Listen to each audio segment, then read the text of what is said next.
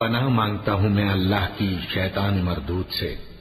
شروع اللہ کا نام لے کر جو بڑا مہربان نہایت رحم والا ہے۔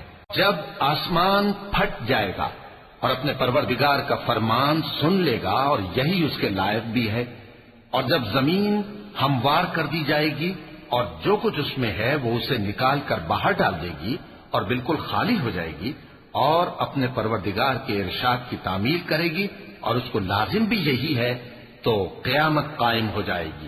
اے انسان، تو اپنے پروردگار کی طرف پہنچنے تک خوب تکلیف اٹھاتا ہے، پھر تو اس سے جا ملے گا۔ اب جس کا نامہ اعمال اس کے داہنے ہاتھ میں دیا جائے گا اس سے حساب آسان لیا جائے گا اور وہ اپنے گھر والوں میں خوش خوش واپس آئے گا، اور جس کا نامہ اعمال اس کی پیٹھ کے پیچھے سے دیا جائے گا تو وہ موت کو پکارے گا اور دوزخ میں داخل ہوگا۔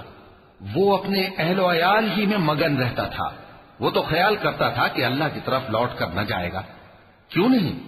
اس کا پروردگار تو اس کو دیکھ رہا تھا۔